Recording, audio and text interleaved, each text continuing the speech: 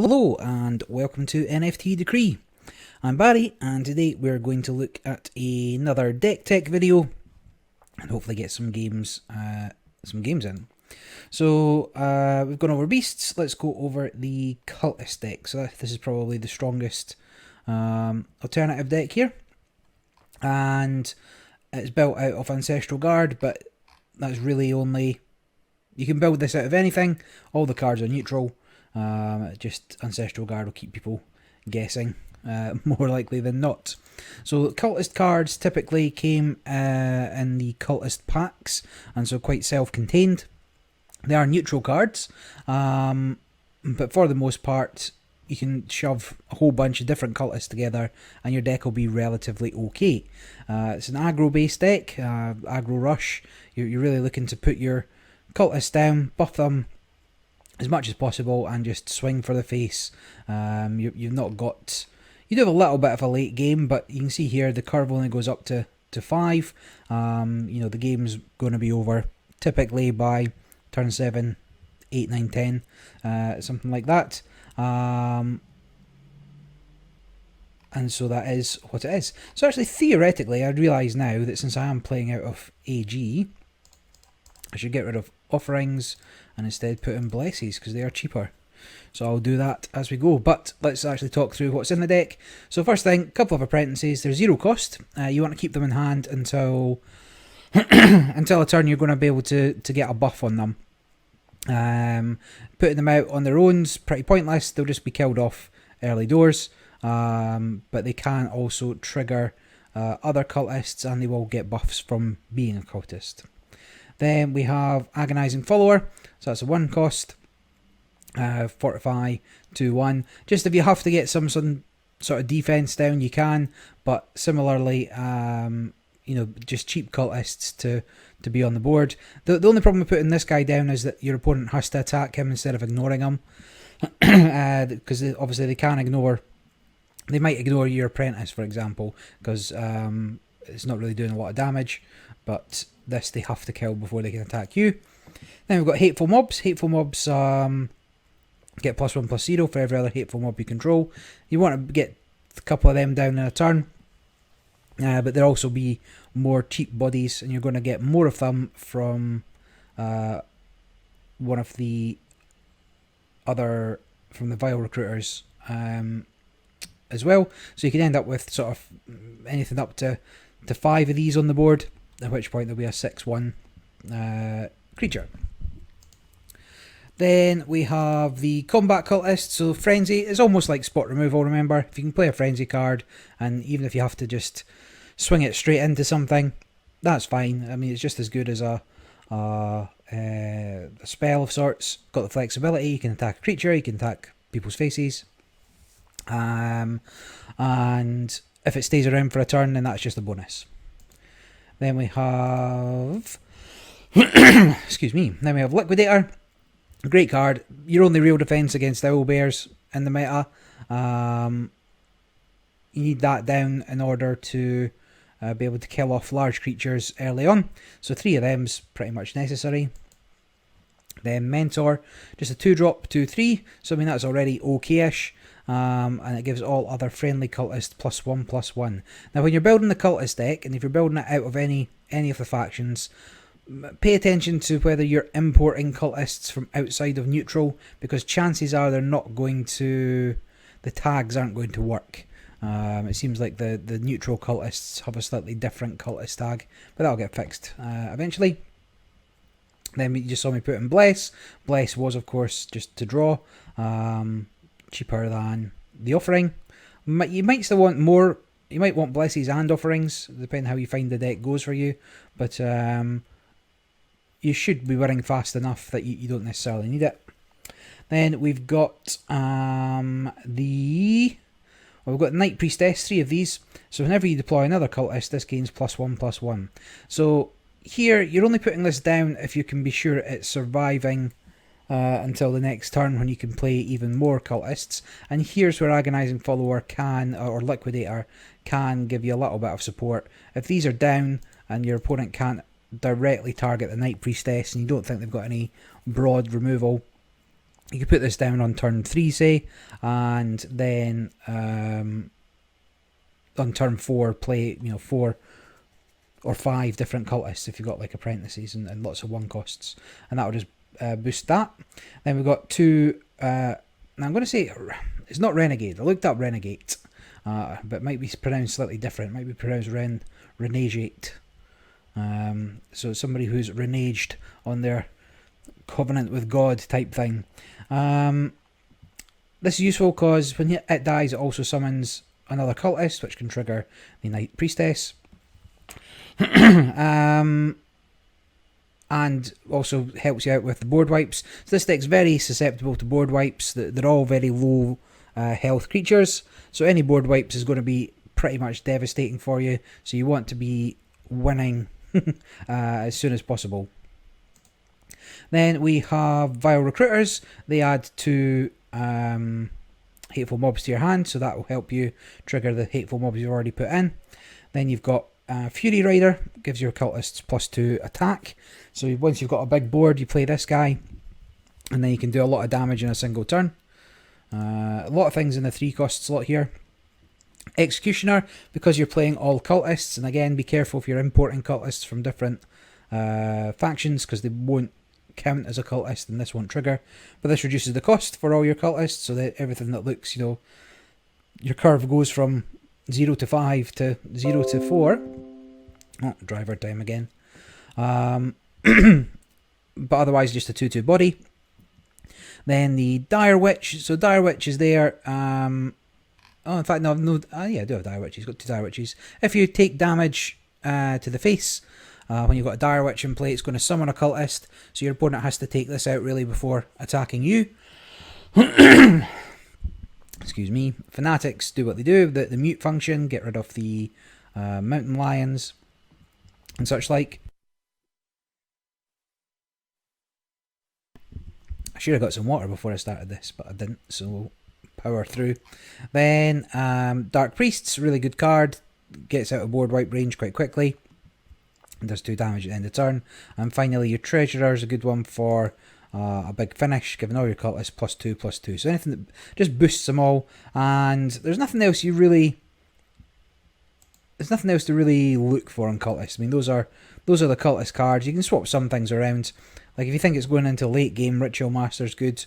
Cultist tag, and it spawns more cultists.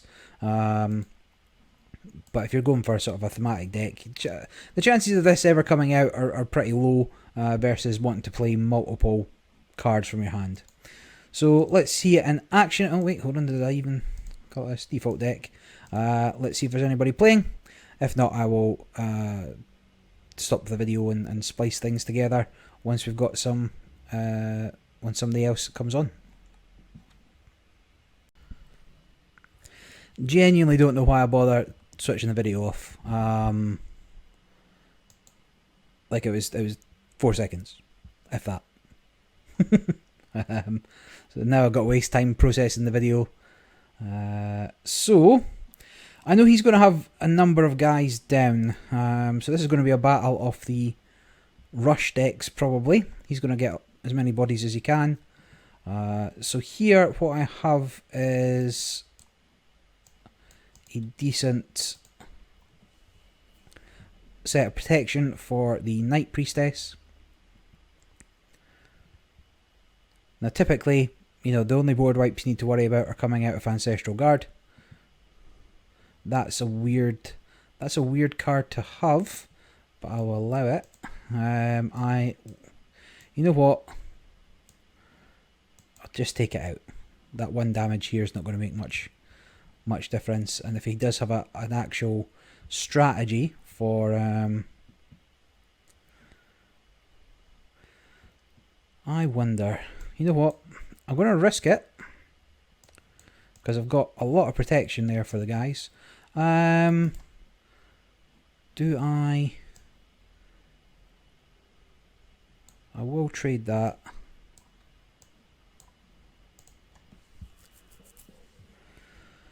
And then, next turn I can get both of these down. Let's see what else we get. But I'm obviously going to run out of steam at that point. I'll have played all my cards. And that will be that, So I mean, that's decent for him. Ooh, I think this is maybe better for me. 1, 1. So I'm just going to absolutely bypass. Do I kill any of these? Do I want to choose what one to kill? I should kill this, right? Kill you, and just keep going for the face. Now, he's not going to have any board wipes, but he will be able to Raining Blood something if he has it. So that's free. I mean, next turn we'll get these down. They'll be 3 3s. He's going to struggle. So I wonder what that Inspire card was. I think it's just somebody figuring out the playing with the cards. That's fine. So probably you and you, and that should be enough just to finish him off. So lightning fast, turn 6. Just an example of how quickly that deck can go. So search again, and yeah, straight into a game. At least I won't have to keep splicing them together. Rapid influx of new players. So this player has not selected a deck. If you don't tick the select deck option, then you're just going to end up getting this all the time. So we'll just concede, and actually it's totally bust. So if you don't select a deck, it just breaks it. So we'll have to log back in.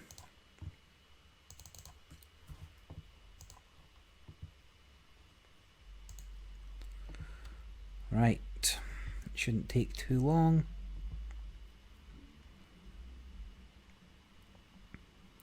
But if I have to sit through it, you have to sit through it.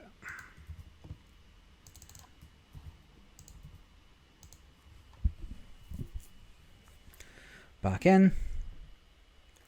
And we'll hit the play button again. Now there is a chance that it just puts me straight back in that game, which it seems to have done, and now it's just broken. Fine. Well, I guess that's that for just now. I will try logging in with the other account I had, and then we'll see if that makes a difference, and I'll splice it together again. So here again, same deck but different account. Logging out and then seems to have freed things up. This isn't great though. I mean, I could keep both of these, and I'll sack off the Fanatic and hope to get, yeah, I think that's reasonable. Now, I probably won't play Hateful Mob turn 1, because it's just too easy to die, like to get killed, to get removed. And I want to save it for when I get the most buff by having more Hateful Mobs. Similarly, it's the cheapest, we're one of the cheapest cultists in the deck. And I'll save it for... This is interesting again. Oh, now I've got a couple of Hateful Mobs. I'll play that because it's a good safety against anything else that comes down.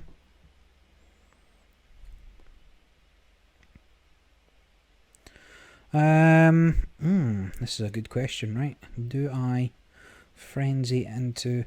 Well, what I'm going to do is I'll take out that because he has to attack me, and then we'll get some more Hateful Mobs in hand.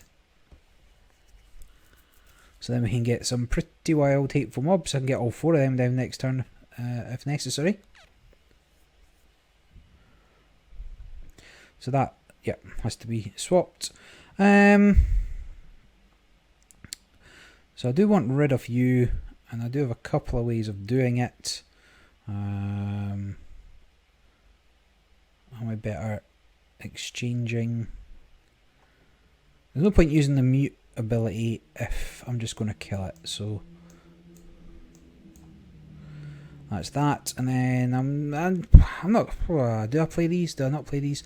Turn 4 is going to have some bigger bodies. You know what? Fine, I'll just play them. Because as far as he knows, these are the only 2 I've got, and I got them from the recruiter. So he might not be worried about putting down something else. So he does have an item that costs 5 or more in hand. Fine, so here we've got 3, 4, I might as well play them all. And we'll unclick, click. So not ideal. I mean, obviously it reduces the value of these guys, but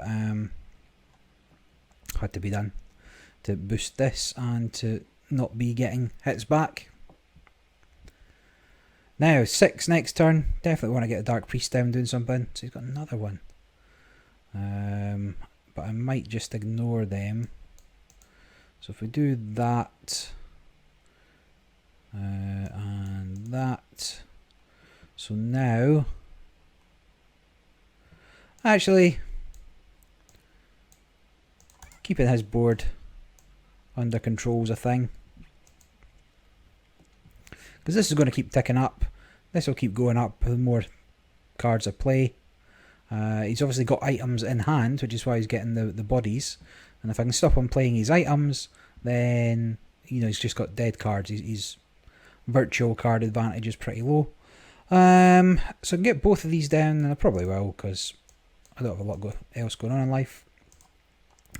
So that's that. Can I take you out this turn? Yes. So I didn't need the mute necessarily, but so he's just going to keep ticking up. He's not got a good answer to any of these, really. This can be taken care of by a few cards, but these are just going to tick up for 4 each turn. This is good in terms of protecting the rest of your board. These are now kind of out of range. Even if it was against, even if you had like a Van Meter monster and he was AG,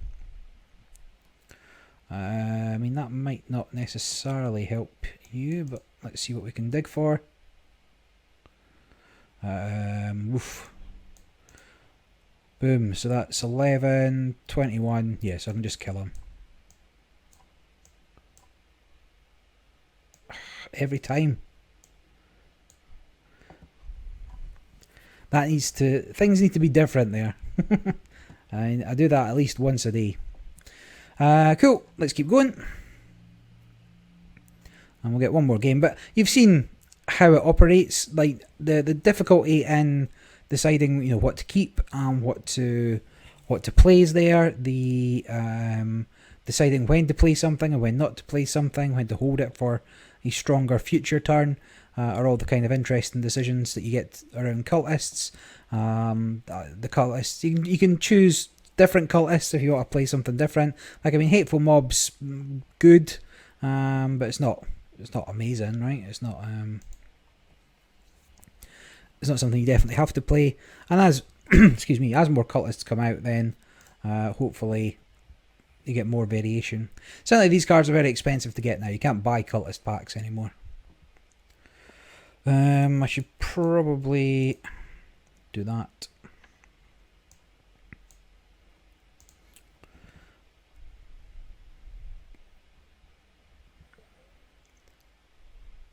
That's a lot of bodies. So typically against Destructive Horde, you're in a race who can do the most damage quickest. Don't want to play you. I think we just drop that. Now, I don't want to play that for 5. I'll probably get that and that out for 5. Now, if he's got Raining Blood to get rid of that, then that's sad. That's sad times for us. But if he doesn't, then we've got a few options at least. He does have Raining Blood, so sad for us. Like, undid all our hard work. Now, we've no board wipes in this. We've no very little way of doing a lot of damage quickly. So if I play you and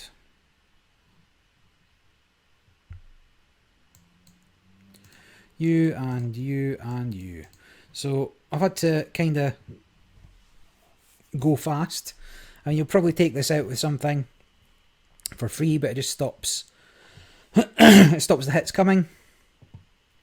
Oh no, that's a problem. Still got to go through this, but he'd send in a young recruit.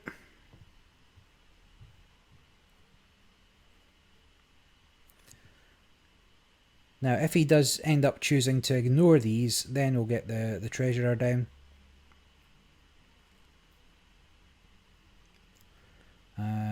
But if he goes for it, then into Renegit and the Liquidator. So we'll get rid of this eventually, or finally, with the Hateful Mob. Unless I can get a Vile Recruiter. But I think we're going to come out behind on this one. So a couple of Liquidators. So that would take out both of them, but I would lose both of these. So let's drop you and you. So they just swap. He might consider swapping here, depending on what he's got in hand. Oh, yeah. I should have got some water as well. You see, them going wide's a problem for me because I'm now behind on bodies. So I've almost certainly lost this one.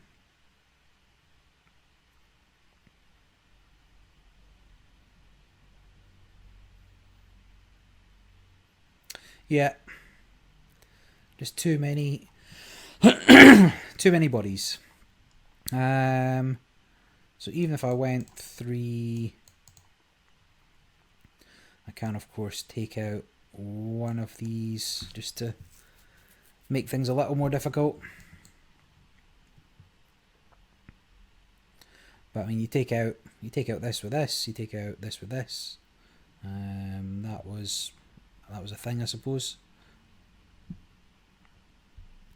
And I've no board wipes, even though I'm playing out of AG. So may want to consider making some changes, because this is probably the least favourable matchup. Particularly if your opponent knows what they're doing.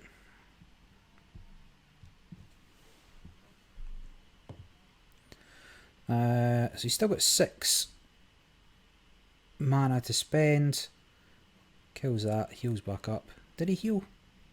I feel like that might not work all the time. So, I mean, I can only play one of them. Going to be that one. I mean, if this takes out 2, sad. Just having the removal. So, yeah, I mean, I should definitely think about putting in a couple of fire spirits then, just to avoid this situation.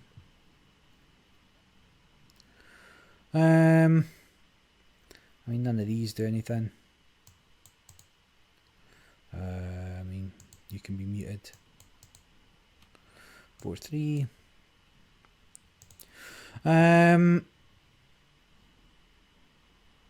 2, 4, 6, 8, 10. So I'm not going to survive this. I mean, he probably should have just ignored that. Although he's in a commanding position, right? He's got a whole bunch. He's got cards. He's got board presence. He's got more board presence. Fine. I'll put in Fire Spirit. See if I care. Because, like I say, this is definitely the weakest matchup. I'll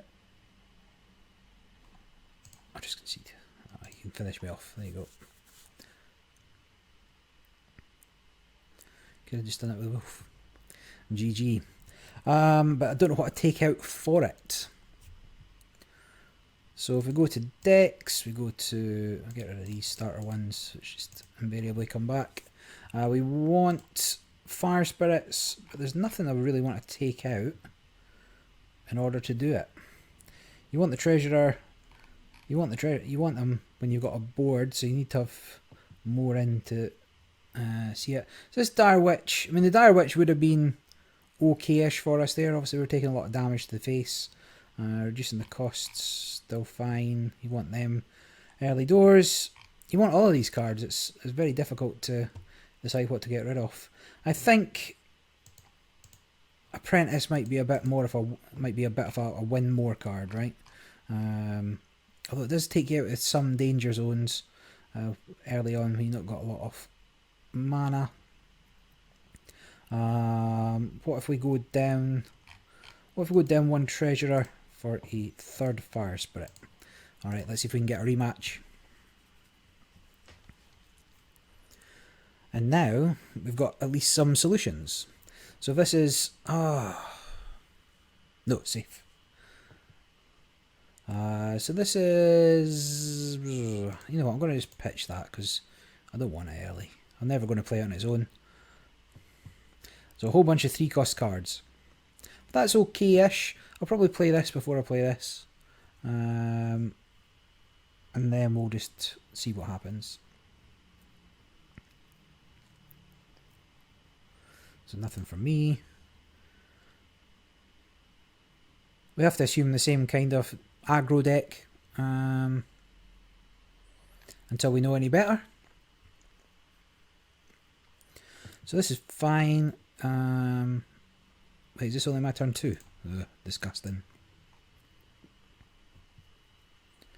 So he's maybe got an owl bear here. If he's got an owl bear, then he's playing a real deck. So in no particular order. Oh, that is a tricky call. I think I play you. And then I have to worry about getting that out of trouble range, depending what he plays here.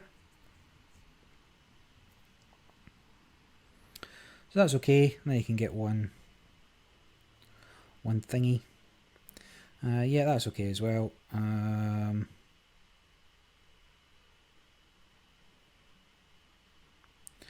So I can't boost myself far enough out of trouble without using this. And I don't really want to use this because he's on Cultists as well. So what if I just play you? And what if I just take out you? And then he's got to decide what he's doing with his guy.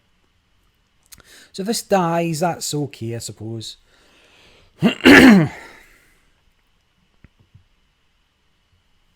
But with 5, you could Raining Blood, kill that, and then we're in trouble. Now if he goes super wide, we do have Fire Spirit.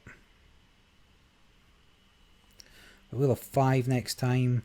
So he's got 4,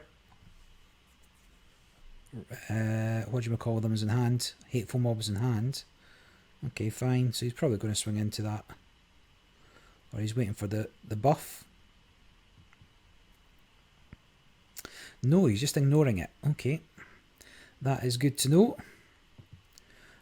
So let's... I can't get anything... I can't get everything down again. You know what? I'm going to go big. Take out you.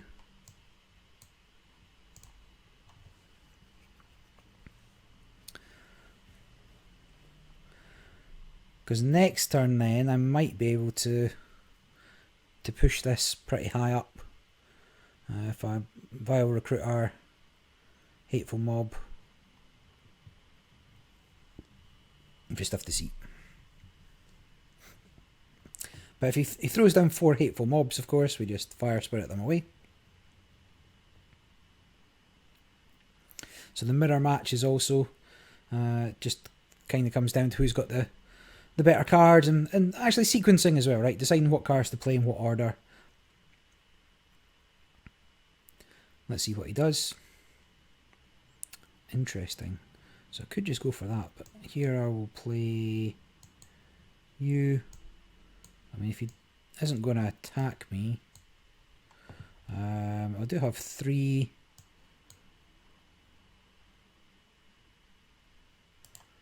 Keep that. So that's fine. Get my own one down. So he's miles behind here. He doesn't have board wipes. I don't see how he survives. But I mean, you know, the temptation is early on to play a Fire Spirit just to wipe out the board, but actually that's not... It wouldn't have been beneficial there. So I can kill him. And I can just ignore them if necessary. Like if I play both of these, that's going to be +4/+4. And this can just take out that, so whatever. Let's end it.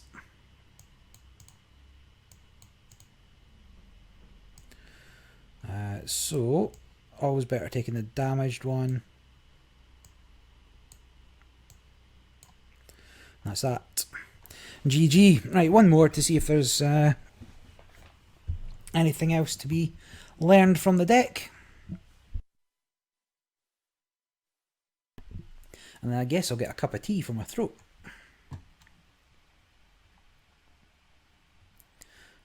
And straight into it. Very annoyed that I had to restart a couple of times here. So was this the guy that beat us, or did we beat this guy? I can't remember. I'm going to get rid of... I don't really want to get rid of anything. But this is definitely not a strong starting hand. Start with 3 threes in hand is not optimal by any stretch of the imagination. Because there's nothing to defend this, and then we've got another 3. So deck's very heavy at the 3 cost, 4 cost. I want to get this out as soon as possible. Another 3 cost. So he should be able to start playing here. He's got nothing. So Executioner. You might have Bat Swarm or something. I'm going to play another Executioner. Just further reducing the costs in the deck. So having both of them before he's done anything's useful. That's okay. I'm quite fine with that. And then we can start to play some things. Do we... Actually, you know what? I'm going to just get a handful of cards here. A lot of them are going to be cheap, aren't they? I think if I play... did I take this out? I don't think I can right now. So play this to get the cards in hand and go for the face. Now next turn, this followed by a ton of other things. Oh, that's a problem for me. No, I'll have to Fanatic that. That's going to be 3 plus 3, so I can only get the 0 cost cards down instead. But I definitely have to do that.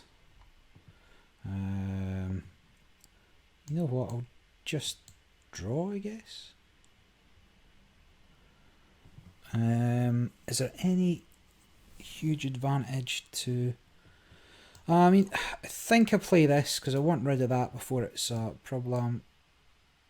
I mean, you might just try and kill that with something. But next turn, this is going to be huge. In fact, I'll probably get you and you down for 4, 5, 6, 7, 8. Fill up the board. These will both be pretty chunky at that stage. That's okay. That comes into here. Oof, everything's just free. So we drop you. We drop you. We don't have to worry about board wipes. We drop... Let's see, what order do we do this in? So 1, 2, 2, 3, 4, 5. We've got you. And we've got you. Right, so that, I mean, that is pretty outrageous. I'm not even going to attack this turn, I don't think. Or should I? I need to clear space. That would clear up 2. That would clear up 2 slots.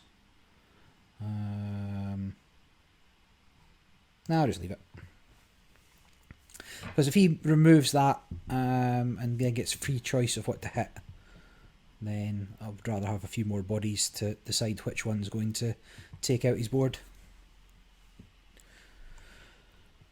So those early executioners, along with, you know, lack of aggression from his side of the board, just made, you know, this get out of hand very quickly.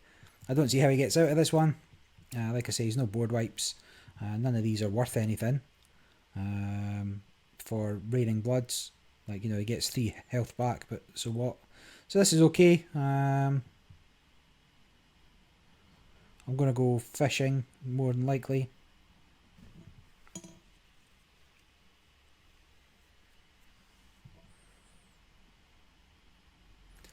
kind of want to keep that.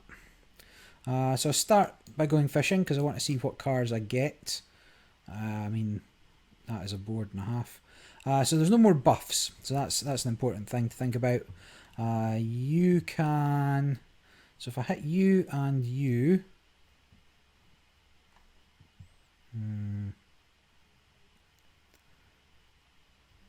If I hit you, you'll proc again.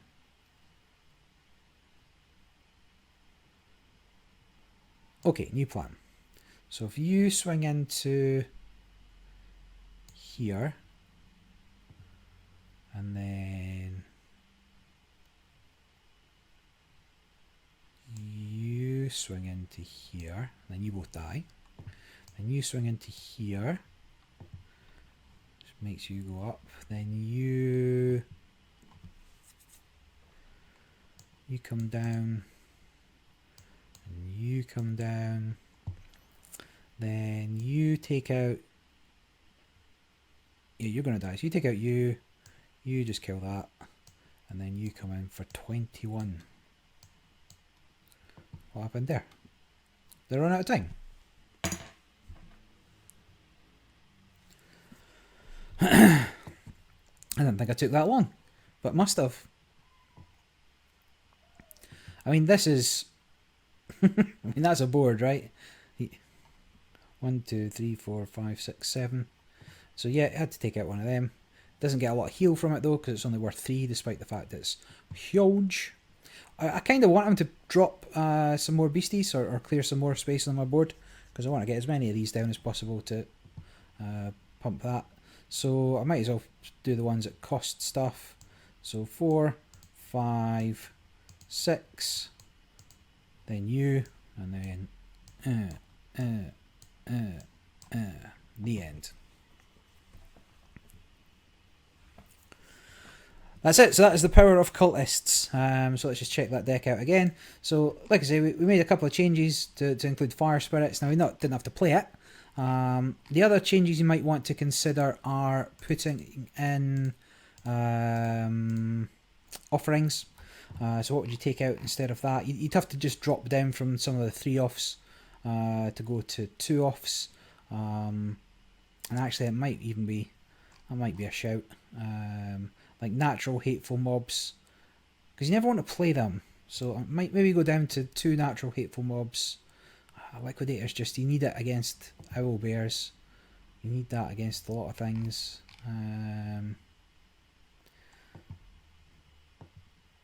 Sure, let's just do it. Because you're going to run out of cards, right? You play all your cards the first 5 turns, and then you've got no cards left. Like, whilst I still had 7 cards in hand there, and that can be intimidating for the player sitting across the board from you. If they're paying attention, they know that it's all Hateful Mobs, and the card quality, so the virtual card advantage is really low. Although once they're down, if they've no board wipes, it is quite a strong board for very cheap. So let's just put in one of those. You need the Fanatics for Mountain Lions and shutting a whole bunch of things off. You need the Liquidators for Owl Bears.